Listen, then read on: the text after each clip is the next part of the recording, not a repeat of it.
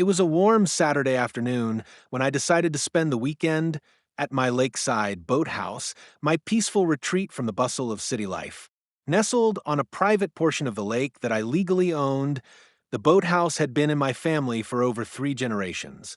Recently renovated, it had everything I needed to unwind: a small dock, a canoe, a fire pit, and a wraparound porch with views that could melt away the stress of any day. The community around the lake had changed in recent years.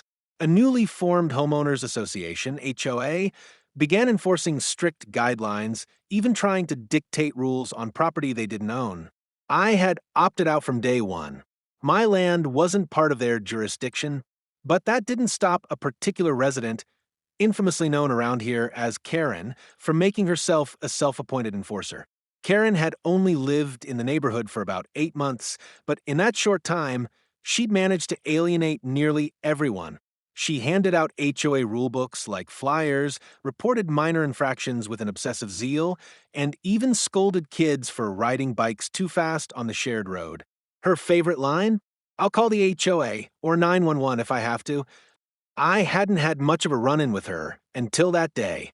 I parked my SUV in the gravel lot beside the boathouse, unloading a cooler, a backpack, and a few tools I'd brought to finish a minor repair on the dock. As I stepped out, I noticed Karen standing across the property line with arms crossed and a phone already in hand. Her eyebrows were furrowed like I'd just trespassed on government property. She strutted toward the edge of my dock. "Excuse me, you can't be here." I raised an eyebrow. "I'm sorry? This dock is out of compliance with HOA guidelines. You're not allowed to do any construction or repairs without submitting the forms." I calmly smiled. "I'm not an HOA. This is private property." She huffed. "That doesn't matter. You're still part of the community. If you're using the lake, you follow the rules." I bit back a laugh.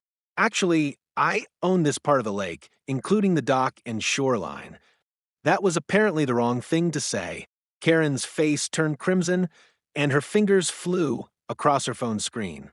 "Then I'm calling 911. That's when I leaned against the porch railing and said the words that made her pause. "You might want to think that through. I am the 911 authority here." She blinked. "What do you mean?" "I'm the county's emergency services director. I supervise dispatch operations, EMT units, and coordinate with the sheriff's department. So, when you call 911, it goes through my team." Her face paled for a moment. "I don't care who you are. You're in violation." With that, she pressed the call button. Now, I had no intention of abusing my position, but I wasn't going to back down either. I walked back to my porch chair, sipped my iced tea, and waited as she loudly explained to the dispatcher that a suspicious man was illegally using a boathouse and possibly armed with tools. She didn't realize her call was being handled by the very department I managed. Within minutes, I got a direct ping from one of the deputies I worked closely with. Deputy Ramos. "Hey boss, we just got a call about you?" Yeah, I chuckled. Karen's doing her thing. Mine swinging by just to de-escalate. "On my way. We'll bring the paperwork, too." Sounds like she needs a reminder. 15 minutes later, 2 sheriff's vehicles pulled into the lot. Karen's face lit up until she saw the deputy walk straight up to me and shake my hand. "Good to see you, Director Johnson," Ramos said, loud enough for Karen to hear. "You settling in okay?" I grinned, just trying to enjoy the weekend. Karen stormed up, indignant. "Why are you talking to him like that? He's trespassing." Ramos turned to her, pulling out a manila envelope. "Ma'am, Director Johnson is not trespassing. He owns this land, this boathouse, and the surrounding shoreline. Here's the property map and title deeds from the county clerk's office. He's not under your HOA's jurisdiction." Karen looked like someone had unplugged her brain. But he's doing unauthorized construction," she stammered. Ramos kept his tone calm. "Even if that were the case, it wouldn't concern your HOA. This land is exempt. Also, false emergency calls are taken very seriously. You claimed a suspicious individual might be armed while knowing his identity. That's a misuse of 911 services." Karen's mouth dropped open. I didn't mean you're lucky Director Johnson isn't pressing charges. I stood and approached her. Karen, I respect your concern for the community, but this isn't the way.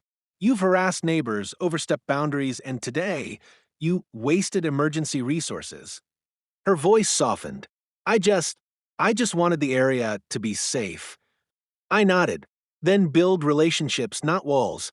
This lake isn't yours to control. And as for my construction, I'm just fixing a broken step. Karen turned, humiliated, and walked away without another word. Ramos stayed a moment longer. Want us to file a report just in case? Nah, I said. I think the message got through. If not, I'll bring donuts to dispatch next time she calls. He laughed, waved, and they left.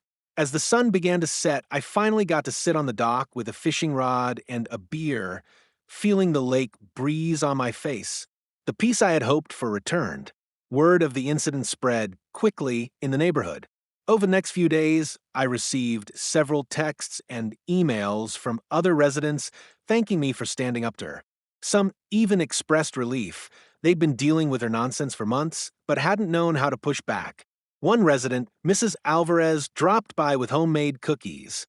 She tried to find me for having potted plants on my porch, she whispered. You're a hero. I smiled, just doing my job, even off duty. Karen, for her part, kept a much lower profile after that. She never approached me again, and eventually the HOA sent out a revised statement clarifying its boundaries and authority. Turns out, a little truth and transparency go a long way in shutting down overreach. That summer, the lake was the most peaceful it had been in years, and every time I picked up a hammer, I made sure Karen could see, just in case she forgot who really ran things around here.